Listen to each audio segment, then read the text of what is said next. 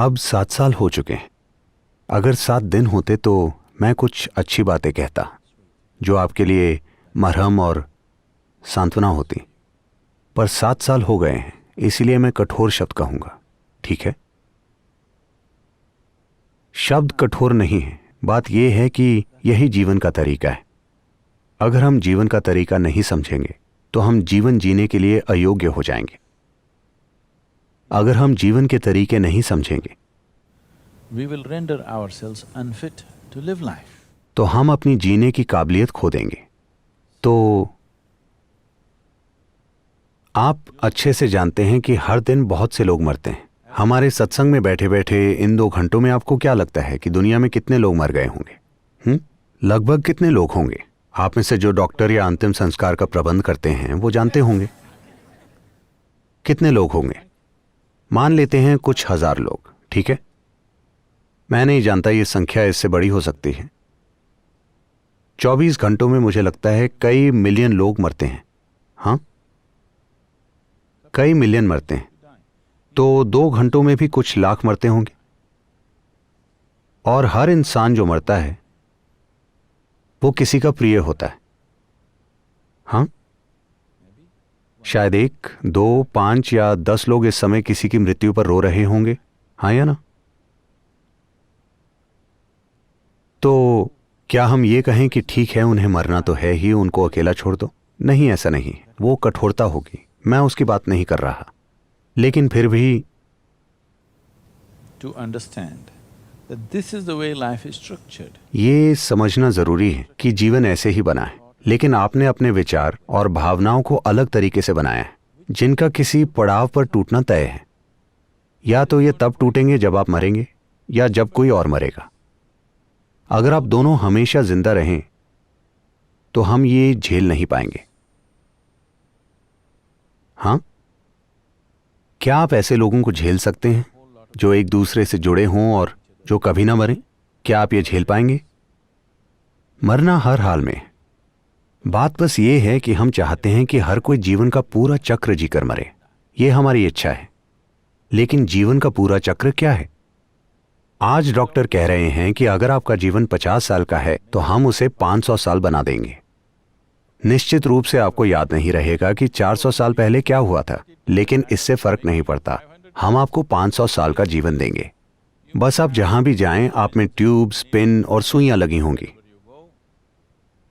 लेकिन आप 500 साल जिएंगे। क्या आप जानते हैं वो ऐसा बोल रहे हैं? कुछ डॉक्टर ऐसा बोल रहे हैं अब वो एक्स्ट्रा या अतिरिक्त लिवर, अतिरिक्त किडनी, अतिरिक्त दिल बना सकते हैं स्टेम सेल के इस्तेमाल से, और उन्हें आपके लिए तैयार रख सकते हैं। अगर आपके पास पैसा हो तो आज भी ऐसा किया जा सकता है। बस यही है कि 1 या 2 दिन पहले मैं इससे गहराई से जुड़े एक डॉक्टर से बात कर रहा था। वो बोले, देखिए, हम अभी आपके लिए एक अतिरिक्त लिवर तैयार कर सकते हैं, लेकिन बस यही है कि हम उसे पूरी तरह से कंट्रोल नहीं कर सकते। ऐसा हो सकता है, यह संभव है कि आपके लिवर में दांत हों।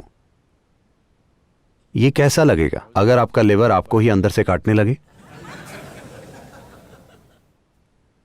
वाकई उन्होंने बिल्कुल यही कहा कि आपके लिवर में वाकई दांत विकसित हो सकते हैं, क्योंकि स्टेम कोशिकाओं में हम ये चीज कंट्रोल नहीं कर सकते।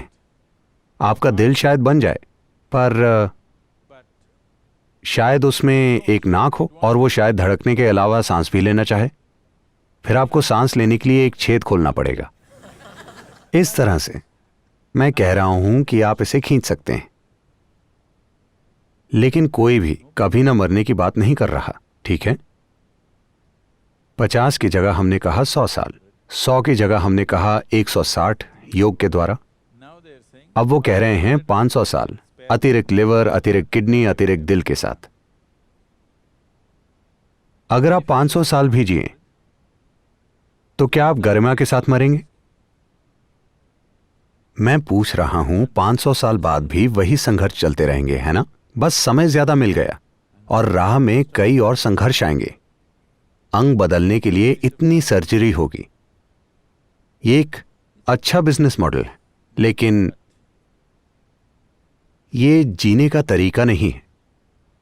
इसीलिए हम चाहते हैं सभी अपनी प्राकृतिक उम्र तक जीवन जिएं। लेकिन प्राकृतिक क्या है, यह तय करना आपका या मेरा काम नहीं है, है ना? वजह चाहे जो भी हो, जब तक जीवन यहां है तो हम उसे सुरक्षित और पोषित करने की हर संभव कोशिश करते हैं। लेकिन जिस भी वजह से, चाहे बीमारी की वजह से या कार दुर्घटना से या गोली से या फांसी के फंदे से, जिस भी वजह से जीवन शरीर छोड़कर चला गया, इससे फर्क नहीं पड़ता कि वजह क्या थी। जैसे ही जीवन शरीर को छोड़ता है, आप उस जीवन के फैसले का सम्मान कीजिए कि उसने शरीर को छोड़ने का फैसला किया है। हमेशा अगर आप उसका सम्मान नहीं करते तो आपने उन बुनियादी चीजों को नहीं समझा है जिनसे जीवन चलता है। और वैसे भी ये जीवन के बारे में नहीं है, ये वो चीज खो जाने के बारे में है जो आपकी थी। किसी को अपना घर छोड़ना पड़ा, वो उसके बारे में 7 साल तक रो रहे हैं। किसी ने लाखों डॉलर खो दिए, वो 14 साल तक उसे लेकर रो रहे हैं। हाँ या ना? हाँ या ना? तो सवाल आपके भाई के बारे में नहीं है, सवाल दूसरे जीवन के बारे में नहीं है। आप जीवन के लिए बिल्कुल नहीं रो रहे हैं, आप इसलिए रो रहे हैं क्योंकि जो आपका था वो अब नहीं रहा। तो मैं इन्हें यही बता रहा था कि बच्चा अभी बस 4 साल का है, तो पहली चीज है उसे अपना ना मानना, क्योंकि वो आपका है ही नहीं। वो कभी आपका नहीं था। ये आप ही हैं जो दावा कर रहे हैं कि ये मेरा भाई है, ये मेरा बेटा है, वो मेरा ये है। एक रिश्ते के रूप में आप कह सकते हैं कि ये मेरा कुछ है, लेकिन आपको विश्वास हो जाए कि ये मेरा है और अगर आप उसे खो दें तो टूट जाएं। ये जीवन की बनावट के साथ तालमेल में नहीं है। शायद आप इसे स्वीकार न कर पाएं और सोचें कि सद्गुरु इतने कठोर कैसे हो सकते हैं। ये मेरी बात नहीं है, सृष्टि का यही तरीका है। या तो आप इसे देखते हैं और इसके तालमेल में आकर जीवन को सबसे ऊंचे शिखर तक ले जाते हैं, या आप इसे नहीं देखते और हर चीज का रोना रोते हैं।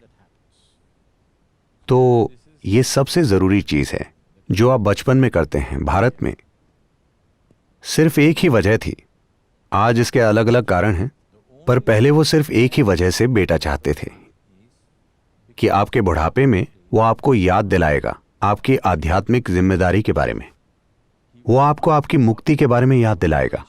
और अगर आपको जीवन में समझ नहीं आता तो वो आपके मरने के बाद भी उसका इंतजाम करेगा। सिर्फ इसी एक वजह से सभी लोग बच्चे चाहते थे।